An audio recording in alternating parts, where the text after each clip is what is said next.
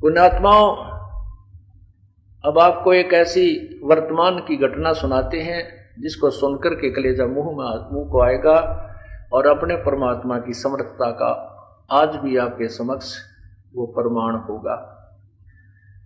अभी एक भक्त है रणधीर नरवाना से, उनके द्वारा लिखी हुई एक चिट्ठी मैं आपको पहले पढ़कर सुनाता हूं और फिर उन पुण्यात्माओं को आपके समक्ष उन्हीं के मुखारविंद से कुछ थोड़े बहुत दो वचन सुनवाता हूं। भक्त रणधीर और वो बेटी कृपा ऊपर आ जाएं।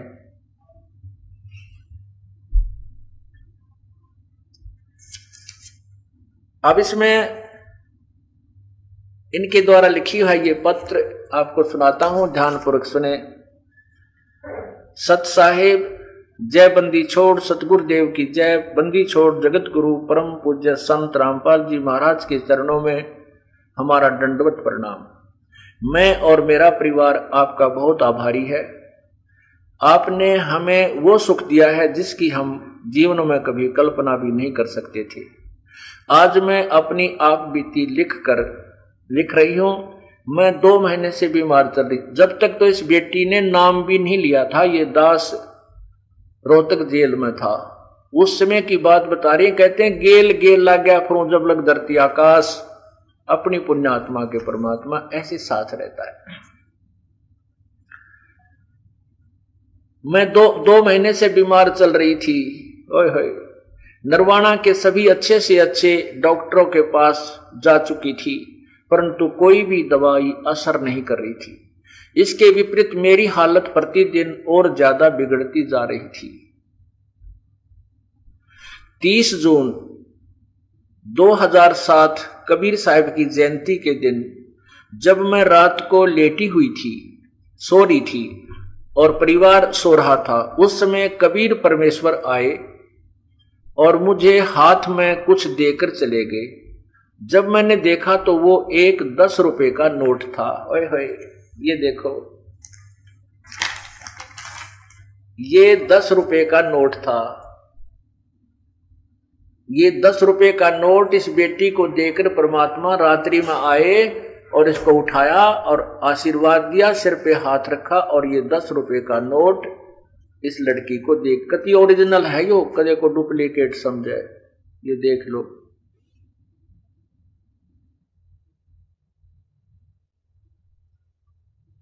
ये 10 रुपए का नोट। ये इसको देखो, ये पहचान करते हैं, ये भी नो की नो है। और ये नंबर देखो इस नोट का। और ये भी कमाल है कि 764,060। और जब इस लड़की का 10वीं का रोल नंबर आया, 10वीं का जो रोल नंबर आया एग्जाम का, वो भी इस अंक से मिलता जुलता है बहुत। और ये देखिएगा, ये रोल नंबर है इस लड़की का 10वीं का। इसमें 764 और 6 ये अंक तकरीबन मिलते जुलते हैं सारे। अब क्या बताते हैं कि इस लड़की ने, अब इसकी आप बीती सुनाते हैं कि कबीर साहब कुछ देकर चले गए। जब मैंने देखा तो वो एक 10 रुपए का नोट था। मैं कुछ समझ नहीं पाई कि ये कौन है, क्योंकि उस समय हमने नाम उपदेश नहीं ले रखा था। मैंने वो नोट गद्दे के नीचे रख दिया। जब सुबह सारा परिवार उठा तो मैंने अपने दादाजी जो कि बाहर सो रहे थे उनसे पूछा कि कल रात को जो सफेद कपड़े पहने हुए एक दाढ़ी वाला बाबा आया था, उसको देखा था क्या? तो उन्होंने कहा, दादाजी ने कहा कि यहां कोई बाबा नहीं आया, तू अस्वस्थ है इसलिए तुम्हें दिखाई दे रहा है, ये उठपटांग दिख रहा है। मेरी बात पर कोई विश्वास नहीं कर रहा था। फिर मैंने वो नोट बेड के गद्दे के नीचे से निकाला और दिखाया। ये नोट मुझे वो बाबा जी देकर गए और मेरे सिर पर हाथ देकर चले गए। फिर मैंने देखा कि अंदर से जो जाली के कवाड़ थे जहां मैं सो रही थी, वो अंदर से कुंडी लगी हुई थी। अंदर मनुष्य के आने का तो सवाल ही पैदा नहीं होता, भगवान ही आ सकता है। तो मैंने सारी कहानी बताई।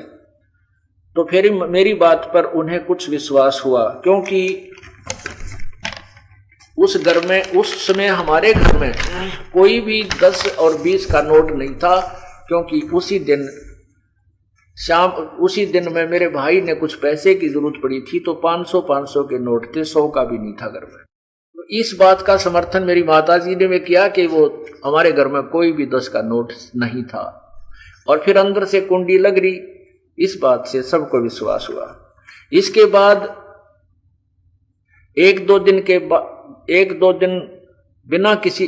में बिना किसी दवाई के मैं बिल्कुल ठीक हो गई।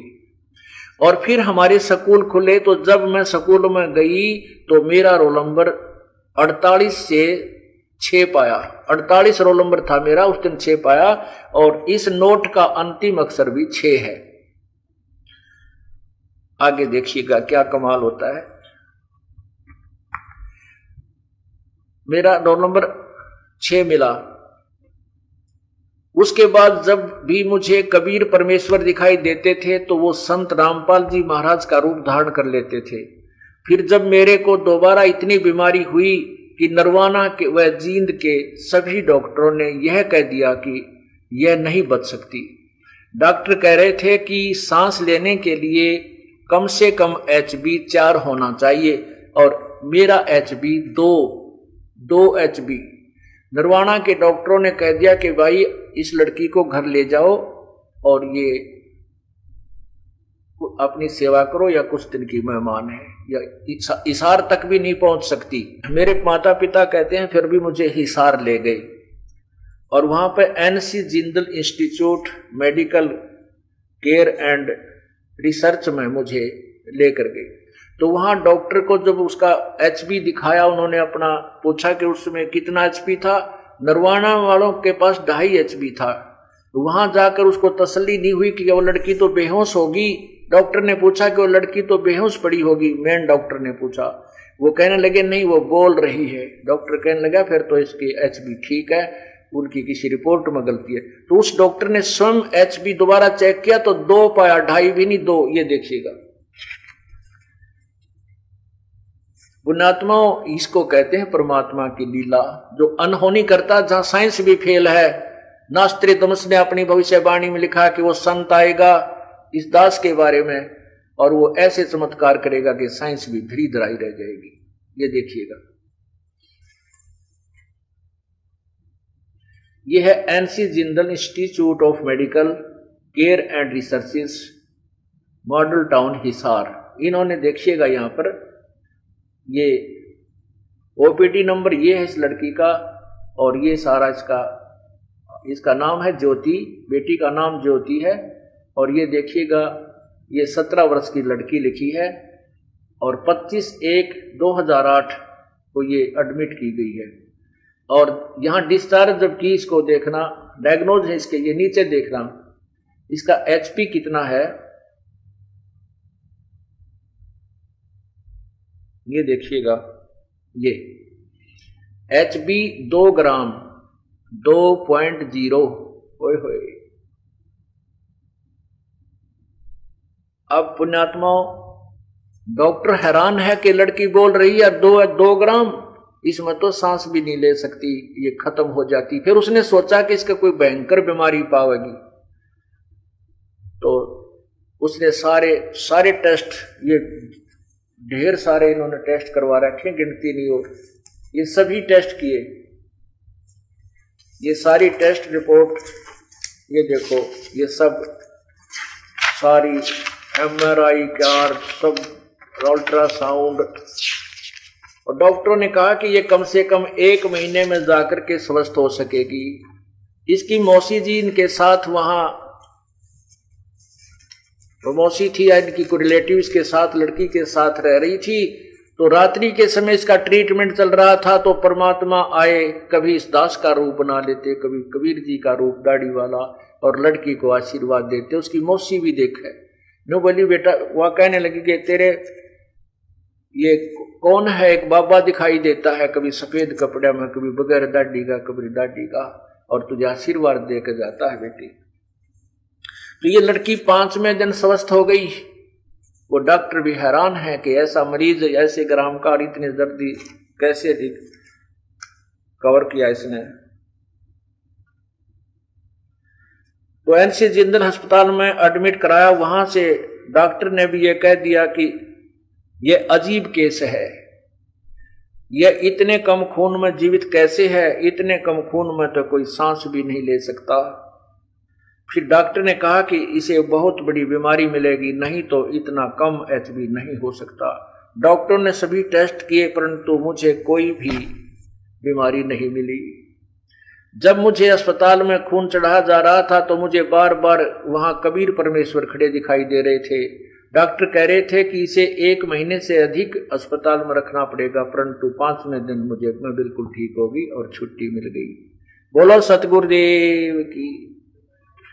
फिर ये लड़की बताती है कि मैं स्वस्थ रहने के कारण शिक्षा भी अच्छी तरह ग्रहण नहीं कर पाई थी और मुझे इंग्लिश में पास होने के भी चांस नहीं थे और मुझे 70% नंबर मुझे मिले। बोलो सतगुरुदेव की जय।